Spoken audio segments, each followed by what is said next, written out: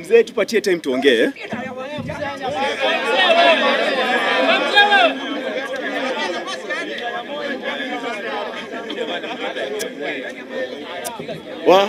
Sawa, haina shida. So sawa mzee tuache tuongee.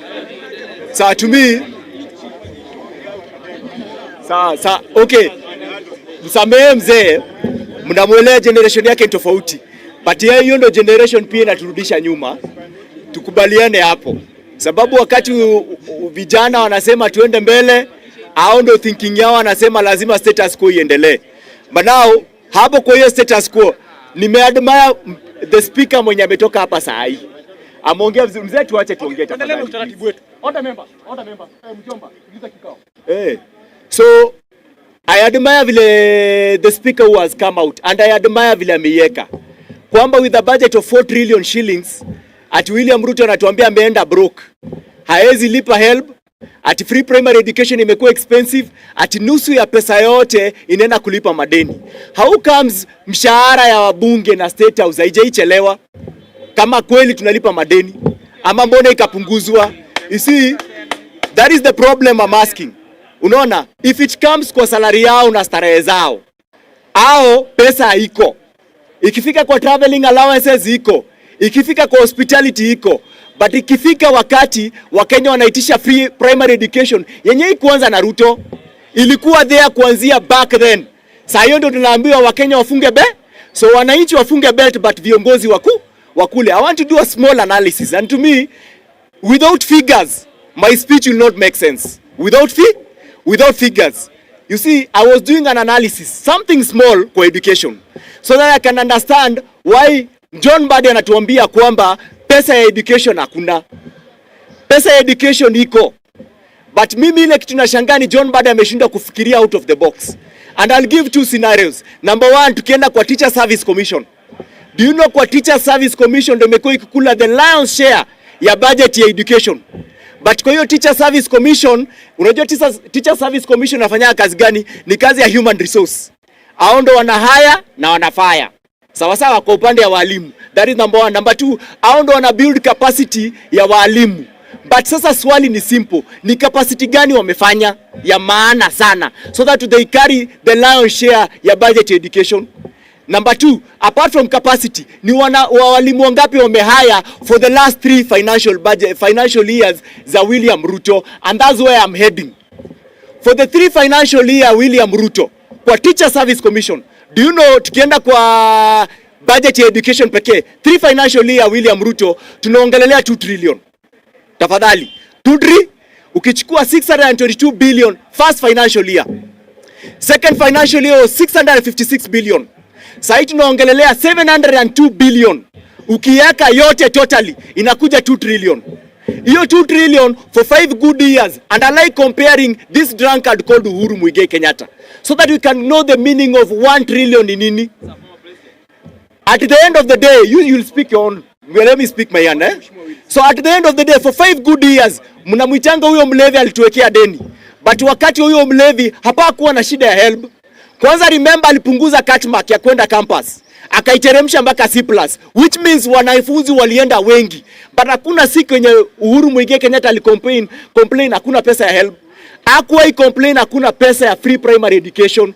But with 2.4 trillion shilling, only 2 trillion shillings, do Uhuru Muigai Kenyatta, that drunkard man, run now education from 2017. You see, listen, I'm using a figurative language. Listen, listen, understand, I'm not insulting Uhuru Muigai Kenyatta. I am using a figurative speech, kama you do not understand English. There is a language that people call Uhuru Muigai Kenyatta for those who disagree with him and wanna support William Ruto. They call him a drunkard. And yet that drunkard ruled our country better than the current president who's not a drunkard. So I'm using a figurative speech. Sawa. So you get the sense. I can never insult my former president because he was the best president. And at the end of the day, he brought a very good gentleman called MATIANG'I. Why should I insult Uhuru Muigai Kenyatta? So speaker, kindly allow me to discharge my best submission. Sawa. So tunaendelea for 5 good years. Uhuru Muigai Kenyatta alitumia 2 trillion kurana wa education system. Hapakuwa na shida ya kwamba HELB hakuna na free primary education, but huyo for 3 financial years atujamaliza hata miaka 5 ameshameza 2 trillion na tunaambia hakuna pesa ya HELB na tunaambia hakuna pesa ya free primary education. Sasa wacha niende pahali penye mtakasirika zaidi. Ukienda kwa Teacher Service Commission, ile yenye Uhuru Muigai Kenyatta alitumia between 2017 mpaka 2022, alitumia only 1 trillion. Ukiweka yote cumulatively only 1 trillion with how many a population of how many teachers? 346,000. 346,000. Angalia data yako saa hii. Kama naongea ndio ni prove wrong. And then huyu mwenye anaongea saa hii for 3 financial years amemeza the same 1 trillion na anatuambia ameandika walimu 76,000 for 3 financial year. Umemeza 1 trillion unaandika 76,000. Does it make sense? Sababu saa hii anaongelelea 412,000 teachers. Ukiongeza 346 plus Uhuru aliachia plus 76,000 inakuja 412. So at the end of the day 1 trillion inaweza andika tu only 76,000 for 3 financial year na pesa inapotea.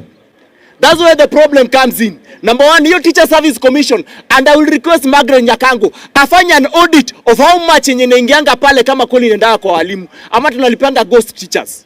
Sababu saa hii expose yenye alitoa kwamba kuna pesa inaendanga kwa ghost schools na imeenda 3.7 billion shillings. Sasa choacha tuende pahali penye mtakasirika zaidi. Sababu John Mbadi he will go down in history as the worst ever finance minister we have ever had. He's not thinking out of the box. ECDF mbona pajai kuwa wakati tunasema tunakaza kamba, mbona hajai nyang'anya hawa watu hiyo pesa? Sababu ukichukua the total amount number ya constituencies ama MPs yote CDF hiyo 123 billion anapatiwanga ina amount to 50 billion shillings. Do you know why I'm heading there? Ni sababu primary na free primary na secondary, wale wanafunzi tuna deal nao wote ni 14 million total. Primary ni 10, secondary ni 4 million. Ukiweka yote ni 14 million. How much does it take to provide free primary na free secondary day education? Kwa primary pekee inaendanga 12B. Nimetumia financial budget ya 2024-2025. Sawa si hii, sababu hiyo wameficha kidogo, wamepunguza. Nataka kutumia hii yenye tuliandamana nayo. Ndio wele pahali pesa inapotea. Wanatumia 12B ku provide for primary. Ukienda secondary ni 65. Ukiweka total ni how much? 77 billion shillings. Imeprovidea primary na secondary yote kuanzia class 1 mpaka form 4. 77 billion shillings. Lakini hapa ndo place yenye John Mbadi ananikasirishia. Sababu ECDF pekee all the 290 constituencies ukiweka yote total hiyo 123 inakuja 50B. Hiyo 50B haijai kuwa timekosekana. Then toka hapo enda kwa hospitality and traveling katikati ya hawa ministers na parliament na state house yote in total, hapo ndo utaboeka zaidi. Do you know for hospitality and traveling hapa parliament pekee wanatumia 4 billion shillings. Aya, enda kwa hospitality ya traveling kwa ministers, government na ministries, utapata wanatumia around 25B. 25B, hiyo nimechukua ya ministers pamoja ya state house. 25B, ukiweka yote 25B plus ile 50B ya CDF inakuja ngapi? 75. 75 plus hiyo hospitality and traveling ya parliament yenye walipatiwa free car grant ya 4B inakuja ngapi? Nearly 80B. Sasa hapo akituambia free primary tukaze kamba na pesa inapotelea huko, mbona asichukue hiyo aeke kwa education? Mbona asichukue asiweke kwa education? Mbona asichukue hiyo aeke kwa education? So at the end of the day, John Mbadi is not thinking out of the box. And where I'm so angry is because priority ya William Ruto is wrong. Yeye saa ile tunaongelea free primary education ameenda ku-launch Wild Beast. Wild Beast yenye since 1963 even Jomo Kenyatta was more corrupt. Hakuwahi launch Wild Beast. Moi never launched Wild Beast. Kibaki hakuwahi launch Wild Beast. Uhuru only visited, he never launched Wild Beast. Huyu with a budget of 4.2 trillion, education hayuko, 14 million lives, future yao iko in danger, lakini anaenda ku-launch Wild Beast. Wild Beast yenye kuiuliza who's the current president of Kenya, hawajui, ameenda ku-launch Wild Beast. Then anaenda kupiga rally mambo ya free primary education kupingana na Mbadi kwa rally. Anaenda Kariobangi rally instead of sitting down in a boardroom. Na ulize Mbadi, mbona are you going to say hii statement? Now you know free primary education is very fundamental for the future of this country. Hea ongei anaenda kupiga rally. So at the end of the day, yeye ameturn kuwa a street leader. A street leader. At the end of the day, the problem I have with William Ruto, priority yake, when we need him more to make the right decision, yeye anachukulia politics. Anachukulilia politics, purely politics. Let me ask you a question. Kama Matiang'i wakati alisema cut mark iteremke mpaka C+, how comes Uhuru Muigai Kenyatta akwenda kwa rally atafute sifa ya wananchi? Wakati Matiang'i alisema grading ya kwenda campus itoke from B+ iteremke C+, Uhuru Muigai Kenyatta akwenda kwa rally? Akwenda kwa rally. So at the end of the day, ndamalizia tu sijali. At the end of the day, the problem with William Ruto when it comes to the things zenye na affect wananchi, yeye anaenda kwa rally, haichukuli serious. Zile vitu zao za starehe za kwenda trips na kwenda mastarehe zao, hiyo ndo anachukulia. Amefanya saa hii, na nikimalizia saa hii trips zenye amefanya ni 70 trips za kwenda foreign. How much? 6.5B. Hiyo 6.5B ukienda saa hii, Mbadi anaambia wananchi kwamba next year wanafunzi watakuwa wanajilipia exam peke yake ya KCP na KCSE ni 5B. Huyu ameshaenda trips 6.5B. Sasa where is the priority? Where is the priority? So at the end of the day, 2027 manager, tafadhali manager, pigieni manager, look for a manager. I already have mine. Tafuteni manager. Asanteni sana. Asante sana Bwana Speaker. Nilikuwa nimeomba msamaha na nimeomba hiyo. Okay. Bwana nani?